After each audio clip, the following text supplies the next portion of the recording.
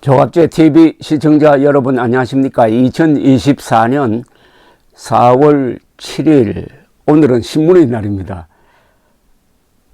오전 9시입니다. 지난 3일 윤석열 대통령은 용산 대통령실에서 올해 103세가 된 김형석 연세대 철학과 명예교수를 초청을 해서 오찬을 함께 했습니다. 김수경 대통령실 대변인은 윤 대통령은 2021년 3월 검찰총장 퇴임 후 김 교수를 방문하여 대화를 나눈 적이 있다면서 평소에도 김 교수의 저서 100년을 살아보니 등을 읽고 존경심을 밝혀왔다고 했습니다. 윤 대통령은 식사를 시작하며 3년 전 이맘때 찾아뵙고 좋은 말씀을 들은 적이 있다면서 취임 후 빨리 모시고 싶었는데 이제야 모시게 됐다고 인사를 건넸다고 합니다. 김형석 교수는 지난 2년간의 윤석열 정부의 정책들을 언급하며 특히 한일 관계 정상화는 어려운 일인데 정말 잘 해내셨다고 평가했다는 겁니다. 그리고 소득 주도 성장, 재정 포퓰리즘, 탈원전, 집값 폭등 및 보유세 폭탄 등 문재인 정부 정책을 지적하며 지금까지는 윤 대통령이 전 정부의 실정을 바로잡는 데 애쓰셨다면 총선 후에는 자유민주주의의 가치를 여러 분야에서 제대로 실현했으면 좋겠다고 충고했다고 합니다. 김 교수는 전공의들의 이탈 등 의료 현장의 혼란에 대해서 나도 교수지만 의대 교수들이 전공의들의 집단 행동을 만류하기는커녕 단체로 사직서를 제출하는 등 집단으로 동조하는 모습은 바람직하지 않다며 실망스럽다고 비판했다고 합니다. 식사를 마친 윤 대통령은 김 교수에게 대통령실 내의 집무실, 정상회담장, 국무회의장 등을 안내하며 그간의 활동을 설명했습니다. 김 교수는 청와대에 가본 적이 있는데 용산 집무실이 더 나은 것 같다면서 청와대는 굉장히 갇혀있는 느낌이었는데 용산은 탁 트인 열린 공간이라 마음에 든다고 했습니다. 이에 윤 대통령은 참모들과 한 건물에 있다 보니 늘 소통할 수 있어서 좋다고 답했다고 합니다. 김 교수는 논란이 많은 의대 정원 2,000명 늘리는 문제와 청와대 이전에 대해서 대통령 편을 들었다는 이야기입니다. 그런데 이건 어디까지나 청와대가 아닌 대통령실 이름이 없으니까 가끔 청와대라고 하기도 합니다. 대통령실 측의 브리핑입니다. 실제로 두 사람이 어떻게 이야기가 전개되었는지 하면은 그건 뭐 녹취록을 만들었는지 모르지만은 그걸 봐야 합니다. 또 김형석 선생의 말을 들어봐야 합니다. 어떻게 보면 일방적 발표였습니다. 왜곡되거나 누락되거나 해설 가능성을 배제할 수 없습니다.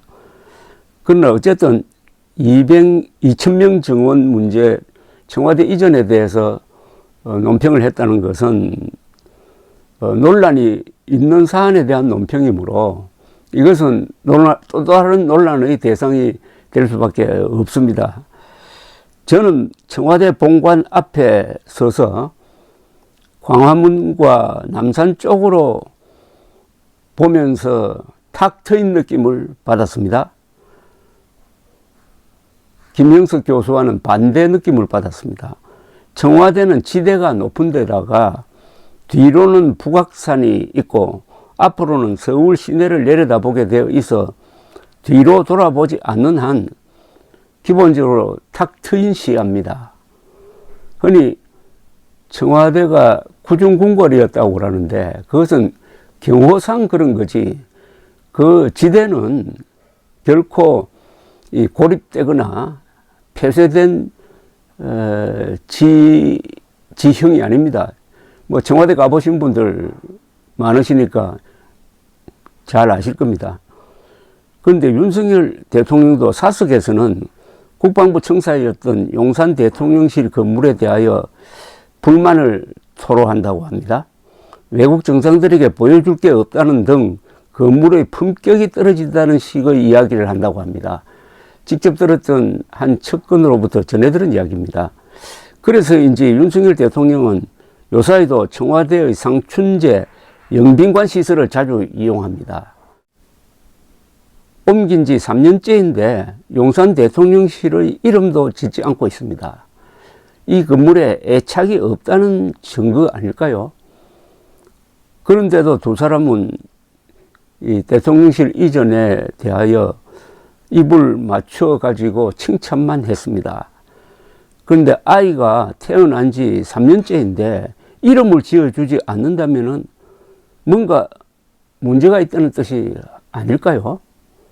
저는 이 윤석열 대통령의 오늘날의 이 곤경, 이번 선거가 윤석열 심판선거로 되어버린 그 출발점은 청와대 이전에 있다고 봅니다. 놀랍게도 이분이 대통령에 취임한 이후에 청와대 이전을 추진한 게 아니고 당선 직후에, 당선 며칠 지나지 않아서 갑자기 공약상 청와대를 광화문으로 옮기려고 했는데 광화문에 적당한 건물이 없고 적당한 장소가 없다라고 선언을 하더니 국방부가 쓰고 있는 건물을 딱 찍어서 저기로 들어가겠다고 했습니다.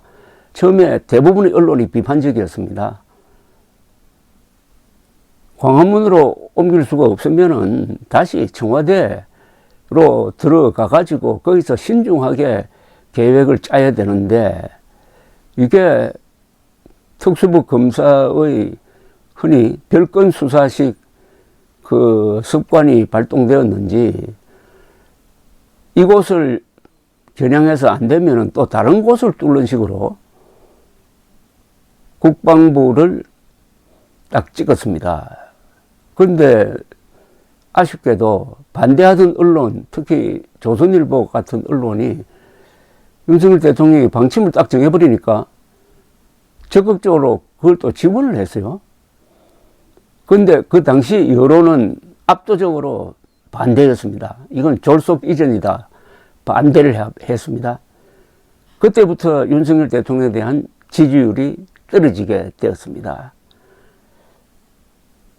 5월 초순에 문재인 당시 대통령이 퇴임할 때의 지지율이 윤석열 당선자 지지율보다 더 높았습니다. 초유일이 벌어졌습니다. 그게 바로 청와대 이전 탓이었습니다. 또 하나 윤석열 대통령은 이렇게 무리를 해도 내가 밀고 나가면은 언론의 반대, 이거 별건 아니군 하는 자만심을 주었을 가능성이 있습니다. 그 뒤에 있었던 이준석 대표 몰아내기, 김기현 대표 무리하게 만들기 등등도 바로 청와대 이전을 견제하지 못한 한국의 언론이라든지 야당 때문이 아닌가. 거기서부터 윤석열 대통령의 오만 불통, 최근에는 의료 대란 때문에 무능이라는 이런 이미지가 만들어진 것이 아닌가 하는 생각을 지울 수가 없습니다. 무리한 청와대 이전의 부작용은 앞으로 더 커질 가능성이 있습니다. 선거 기간 중에 한동훈 위원장이 여의도 국회를 완전히 세종시로 옮기겠다고 했습니다. 그러면서 정치 수도로 만들겠다고 했습니다. 세종시를. 그리고 여기에 맞춰가지고 대통령실은 제2집무실을 세종시에서 만드는 걸 적극적으로 추진하겠다고 했습니다. 이 2027년 대통령 선거 전에 용산 대통령실을 완전히 세종시로 옮기겠다. 이렇게 선언할 가능성이 있습니다. 표를 얻기 위해서. 그렇게 되면은 슬그머니 단계적으로 수도가 서울에서 세종시로 가게 됩니다. 서울은 우리나라 역사상 한 1000년 동안 수도였습니다. 그 사실을 북한도 부인할 수 없으니까 1970년대까지 북한 헌법에 통일조국의 수도를 서울로 한다고 되어 있었습니다. 자, 결국 남북한의 대결은 이념 대결이기도 하면서 역사 전쟁이기도 합니다. 어느 쪽이 민족사적 정통성이 있느냐를 따진다면 당연히 대한민국이죠. 그 이유 중에 하나가 1000년 동안 수도였던 서울, 세계적 대도시 서울의 힘입니다. 그런데 세종시로 옮기면은 남쪽으로 내륙 세종시로 옮기면은 평양 대 세종시의 대결이 되면은 세종시는 역사적 여러 조건과 이력이라든지 이런 걸 보면은 밀릴 수밖에 없게 될 겁니다. 그것을 노린 좌익 세력은 줄기차게 천도를 추진했으나 헌법재판소가 다행히 수도를 옮기는 것은 헌법 개정 사안이다라는 판례를 하나 남겼습니다. 그래도 여기에 불복해가지고 신행정 수도 건설이라는 대국민 사격을 벌였던 노무현 정부는 행정부의 반을 세종시로 옮기는 일종의 수도 분할을 했고, 여기에 박근혜 세력이 편성해가지고 이명박 대통령이 교육 과학도시로 만들겠다는 그 계획을 좌절시켰습니다. 그런데 윤석열 대통령까지 여기에 가세를 해가지고 표를 얻기 위해서 사실상 수도 이전을 추진한다면은 민족사의 크나큰 죄악을 저지르게 될 것입니다. 한반도의 상황에서는 남쪽으로 수도를 이전한 나라가 망했습니다.